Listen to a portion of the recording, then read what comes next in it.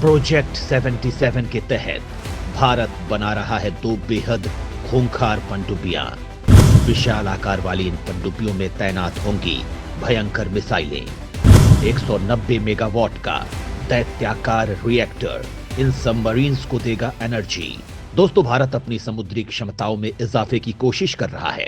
नौसेना के एक्सपर्ट्स ने पहले ही नौसेना की मजबूती के लिए बहुत से प्रोजेक्ट तैयार कर रखे थे, लेकिन इन प्रोजेक्ट को शुरू ही नहीं किया जा रहा था। मोदी सरकार ने आने के बाद नए प्रोजेक्ट बनाने के पहले पुराने प्रोजेक्ट को पूरा करना जरूरी समझा है। जिन क्षेत्रों में जरूरत थी वहां नए प्रोजेक्ट भी तैयार किए गए हैं।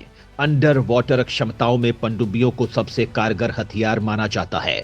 इनमें भी परमाणु पनडुब्बी को सबसे ताकतवर माना जाता है। भारत ने 3 अरिहंत क्लास की पनडुब्बियां तैयार कर ली हैं। इनमें से 2 ऑपरेशनल है, तीसरी भी जल्द ही ऑपरेशनल हो जाएगी।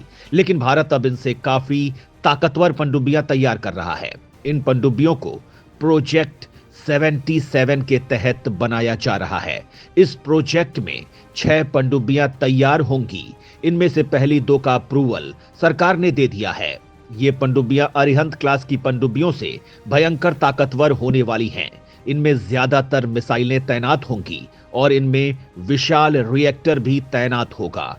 तो आइए जानते हैं कि भारत की नई परमाणु पनडुब्बियां कितनी भयंकर होंगी। ज्यादा मिसाइलों की तैनाती के लिए इन पनडुब्बियों को बनाया जा रहा है विशाल। आईसीबीएम के साथ साथ इन सबमरीन्स में तैनात होंगी हाइपरसोनिक मिसाइलें।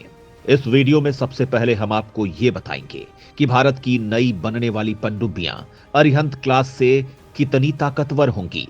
इसके बाद हम आपको ये भी बताएंगे कि भारत पनडुब्बियों के मामले में बढ़त बनाने के लिए क्या कदम उठा रहा है। अरिहंत क्लास की पनडुब्बियों से ये पनडुब्बियां काफी विशाल होंगी। इन पनडुब्बियों में अरिहंत क्लास के मुकाबले ज्यादा मिसाइलें तैनात हो सकेंगी। इनमें इंटरकॉन्टिनेंटल बैलिस्टिक मिसाइलों के साथ साथ हाइपरसोनिक मिसाइलें भी तैनात की जाएंगी। इनके विशाल आकार की वजह से इनमें बड़ा रिएक्टर तैनात किया जा सकेगा। इसके अलावा इसमें ज्यादा क्रू मेंबर्स को भी रखा जा सकेगा। इन पनडुब्बियों में 190 मेगावाट के रिएक्टर का इस्तेमाल किया जाएगा। ये रिएक्टर न केवल मजबूत प्रोपल्शन सिस्टम को सपोर्ट करेगा, बल्कि इसकी मदद से सबमरीन को लंबी दूरी तक ऑपरेट किया जा सकेगा।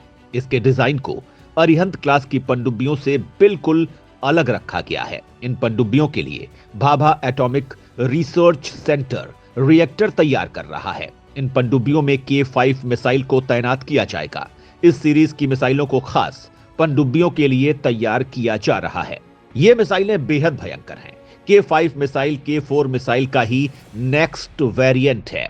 K5 की रेंज 6000 किलोमीटर तक होगी। K4 की रेंज 3500 किलोमीटर है। इन नई पनडुब्बियों में हाइपरसोनिक मिसाइलें भी तैनात होंगी। इसका हाल ही में सफल परीक्षण हुआ है। इसके लिए पनडुब्बियों में वर्टिकल लॉन्चिंग सिस्टम की तैनाती की जाएगी। 6000 किलोमीटर की मारक क्षमता भारत को जबरदस्त न्यूक्लियर ट्रायड क्षमता देगी।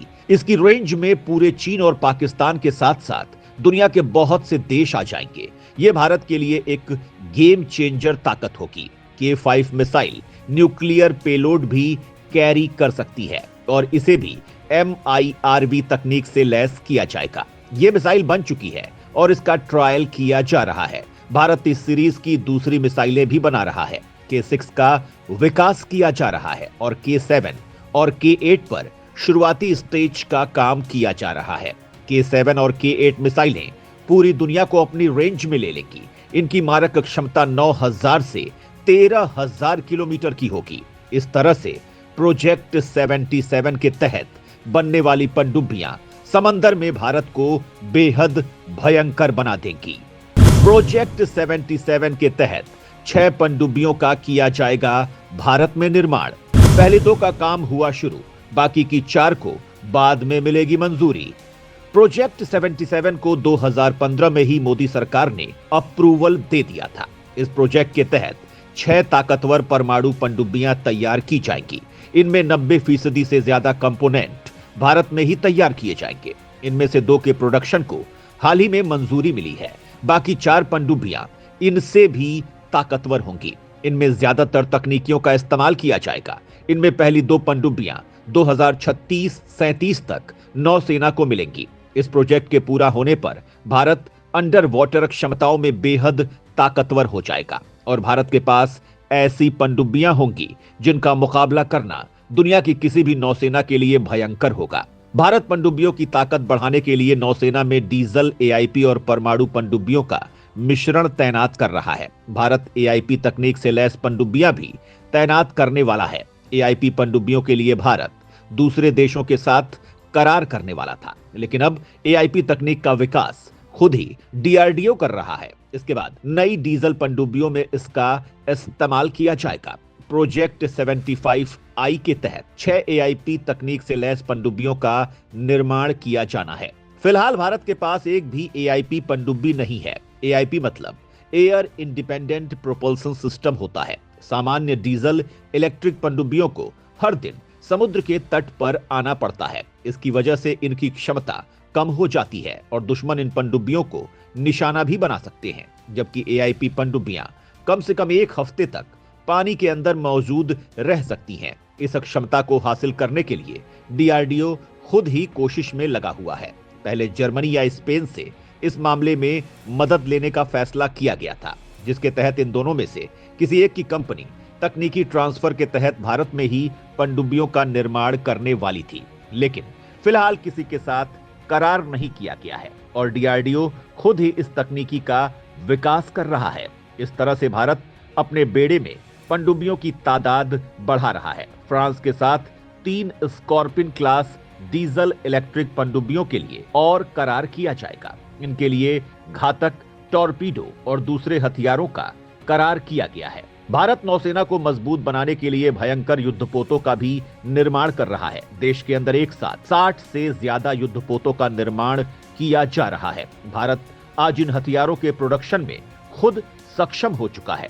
अब भारत किसी और देश को युद्धपोतों का ऑर्डर नहीं दे रहा है, बल्कि खुद के दम पर इन पोतों का निर्माण कर रहा है। भारत दमदार और स्टेल्थ क्षमता से लैस भयंकर युद्धपोतों का निर्माण कर रहा है। इन युद्धपोतों में घातक ब्रह्मोस मिसाइल को तैनात किया जा रहा है। इस मिसाइल की तैनाती के बाद इनकी क्षमता भयंकर हो जाएगी। इसके अलावा भारत अब अपने तीसरे एयरक्राफ्ट कैरियर के निर्माण को लेकर भी विचार कर रहा है। इस कैरियर में इलेक्ट्रोमैग्नेटिक लॉन्चिंग सिस्टम को लगाया जाएगा। इसे ताकतवर न्यूक्लियर क्षमता से लैस किया जाएगा, जिससे इसका इस्तेमाल लंबी दूरी के लिए किया जा सकेगा। भारत एक महाशक्ति बनने वाला है। ऐसे में भारत के पास विशाल जंगी बेड़े का होना जरूरी है और भारत इसकी तैयारी कर रहा है। फिलहाल भारत के पास 2 एयरक्राफ्ट कैरियर हैं। इनमें से एक भारत ने रूस से खरीदा है, जबकि दूसरा खुद ही तैयार किया है।